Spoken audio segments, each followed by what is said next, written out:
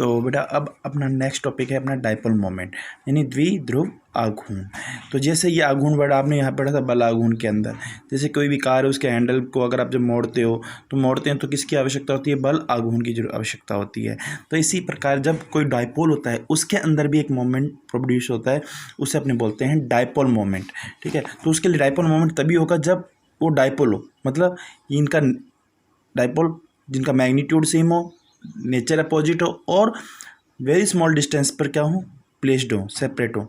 तो अब यहाँ पर आपके पास जैसे ये एक डाइपोल लिया है तो डिस्टेंस बहुत कम होने के कारण मैं यहाँ पे 2D रिप्रेजेंट करेंगे। 2D इसलिए करेंगे क्योंकि इसकी मिड पॉइंट से ये जो आपके पास चार्ज की जो पोजीशन है वो भी D हो और इधर वाली भी डिस्टेंस D काउंट कर सकें।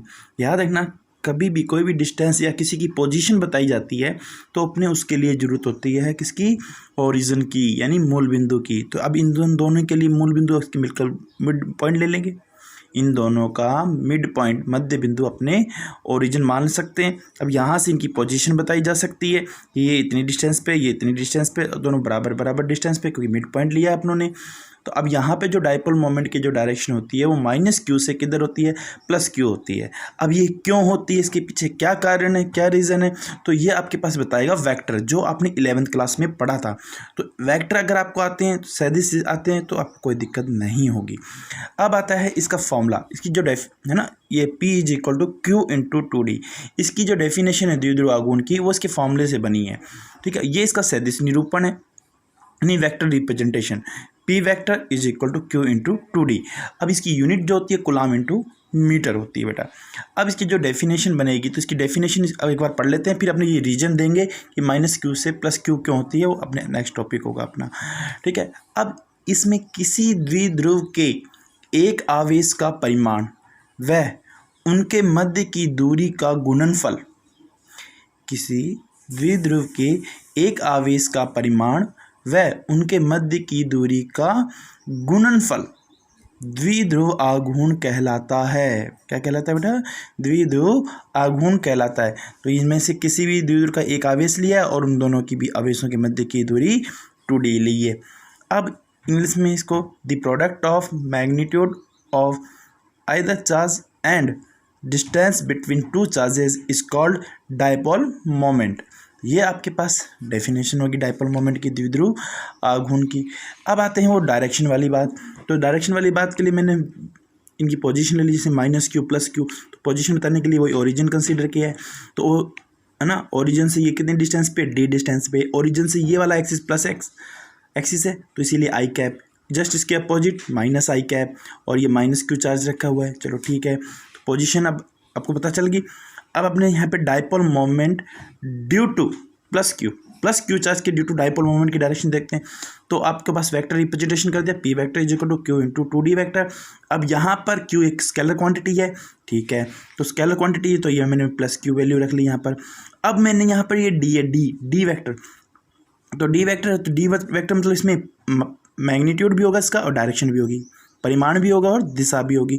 परिमाण अपने पास D है और दिशा अपने पास i कैप, तो D वेक्टर की जगह मैं लिख सकता हूँ D i कैप। तो अब यहाँ पे देखिए +i कैप वैल्यू आएगी, तो इसका मतलब P वेक्टर की जो डायरेक्शन है वो i कैप की ओर है, इस ओर है +i कैप। तो इधर देखिए +i कैप किधर है, इस साइड, ओरिजिन से है ना, राइट हैंड साइड। तो इसका मतलब डाइपोल मोमेंट की direction i cap right hand side जा रही है। अब अगले पार्ट आता है dipole moment due to -q charge. कौन से बेटा, -q चार्ज। अब चलो आपका सर आपने चीटिंग कर ली, आपने प्लस रख लिया, अब यहाँ पे माइनस रख सकते हो। तो -q चार्ज जैसे रखा, -q × 2D। अब 2D i कैप क्यों लिया है, क्योंकि यहाँ पर देखिए D वेक्टर, जो D वेक्टर है, D वेक्टर की मैग्नीट्यूड कितना है D और डायरेक्शन क्या है -i कैप। तो मैं इसका मतलब D वेक्टर की जगह क्या लिखेंगे, D - i कैप। तो ये पहले से माइनस है तो माइनस माइनस प्लस, तो इसका रिजल्टेंट क्या आया, i कैप प्लस का, और Q × 2D magnitude, Q × 2D magnitude dipole moment का। तो इसका मतलब ये तो मैग्नीट्यूड हो गया और ये डायरेक्शन होगी, तो फिर डायरेक्शन किधर आ रही है, +i कैप। तो इसका मतलब -q के कारण भी इधर डायरेक्शन है और +q के कारण भी डायरेक्शन सेम है। तो अपने ये कह सकते हैं कि डाइपोल मोमेंट की जो डायरेक्शन होती है, द्विध्रुव आघूर्ण की दिशा होती है, वो हमेशा -q आवेश से +q आवेश की ओर होती है। ठीक है, तो अब इसके लिए आपको कुछ न्यूमेरिकल भी आपको कई बार मिल जाते हैं। तो न्यूमेरिकल आपके पास जैसे एग्जांपल के तौर पे न्यूमेरिकल HCl ले लिया, तो HCl दे दिया और क्या दे दिया, उसकी बंद लंबाई यानी बॉन्डिंग लेंथ कितनी है 1.28 एंगस्ट्रॉम, और द्विध्रुव आघूर्ण ज्ञात कीजिए।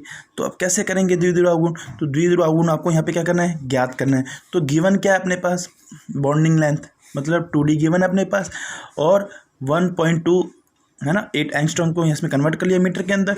फाइंड करना है P is equal to Q into में 2D। अब Q इंटू में 2D, तो Q आपको मालूम है इसका क्या है, Q मालूम ही नहीं है अपने को, तो आप सभी जानते हो H प्लस और Cl माइनस, ये आपके पास 2D हो गया। तो +1 ये रिप्रेजेंट करता है, इसने एक इलेक्ट्रॉन को क्या किया है, इमिट किया है, और इसने एक इलेक्ट्रॉन को क्या किया है, गेन किया है ना। तो इसने लूज़ किया है, इसने गेन किया है, इसने त्यागा है, इसने ग्रहण किया है। तो इसका मतलब यहाँ पे Q की वैल्यू 1 नहीं होगी, Q की वैल्यू 1 नहीं होगी, क्योंकि ये तो सिर्फ इंडिकेट कर रहा है कि कितने इलेक्ट्रॉन त्यागे हैं और किसने कितने इलेक्ट्रॉन गेन किए। तो Q की वैल्यू कैसे फाइंड करते हैं, वही अपने पास पुराना क्वांटाइजेशन प्रिंसिपल है ना, क्वांटम सिद्धांत, Q is equal to NE। अब यहाँ पे देखिए कितने किए 1, तो यहाँ पे 1 लिख दिया। अब आपको यहाँ पे डाइपोल मोमेंट की डेफिनेशन मालूम है, किसी भी एक चार्ज का मैग्नीट्यूड लेना है, तो मैंने एक ही चार्ज का मैग्नीट्यूड लेंगे, तो एक ही चार्ज का मैग्नीट्यूड निकालेंगे 1 इंटू 1.6 इंटू 10⁻⁻19। याद रखना बेटा, किसी भी वेक्टर क्वांटिटी का अगर मैग्नीट्यूड निकाल रहे हो है ना, या जैसे ये मैं यहाँ पे मैग्नीट्यूड ले रहा हूँ, तो ये सारी वैल्यू जो होगी आपके पास पॉजिटिव ही आएगी। याद रखना, ये नेगेटिव नहीं आएगी। कहीं आप समझो Cl माइनस निकाल लें ना, ऐसा नहीं हो सकता, क्योंकि यहाँ पर मैंने मैग्नीट्यूड ले रहा हूँ, एरो कहीं नहीं लगाया मैंने। तो याद रखना, जब भी किसी वेक्टर क्वांटिटी का आप मैग्नीट्यूड लोगे तो आप उसको साइन पॉजिटिव भी ही रखना है, ठीक है। और जब स्केलर क्वांटिटी चलती है जैसे पोटेंशियल वगैरह चार्ज, तब उस कंडीशन पे आप साइन भी लेके चलेंगे, प्लस है तो प्लस, माइनस है तो माइनस, यानी अदिश राशियों के जब योग वगैरह करते हैं हमने या मल्टीप्लिकेशन करते हैं, वहाँ पर आप साइन लेके चलते हैं, ठीक है बेटा। हाँ, उसमें ये ध्यान रखना, उनके मैग्नीट्यूड में अपने माइनस भी साइन लेके चलते हैं। ये वेक्टर है। अब यहाँ पर आपके पास Q is equal to N into में, ये आपने 11th क्लास से सब समझा हुआ है वेक्टर के बारे में। तो Q is equal to NE, N की वैल्यू यहाँ पे 1 है क्योंकि एक इलेक्ट्रॉन इसने त्यागा है। E की वैल्यू 1.6 इंटू 10⁻⁻19, ये वैल्यू कैलकुलेट करेंगे, Q की वैल्यू आएगी, Q की वैल्यू सब्स्टिट्यूट करेंगे, और D की वैल्यू नहीं 2D की वैल्यू, 2D की वैल्यू यही बेटा, तो 2D की वैल्यू पुट करेंगे, आप इसको कैलकुलेट कर लेना, आंसर आ जाएगा, ठीक है। इसी तरह आपके पास और भी चीज़ें, जैसे आपके पास वाटर है ना, वाटर का मॉलिक्यूल्स है, तो इस तरह से उनके लिए आप Q की वैल्यू निकालोगे तो उसमें 2 इलेक्ट्रॉन रिलीज करेगा, तो इसलिए यहाँ पे 2 से मल्टीप्लाई, तो Q की वैल्यू आ जाएगी। बॉन्डिंग लेंथ जो दी होगी उस हिसाब से कर लेंगे। तो ये आपके पास, तो किसी को कोई दिक्कत हो किसी भी चीज़ की तो पूछ सकते हैं।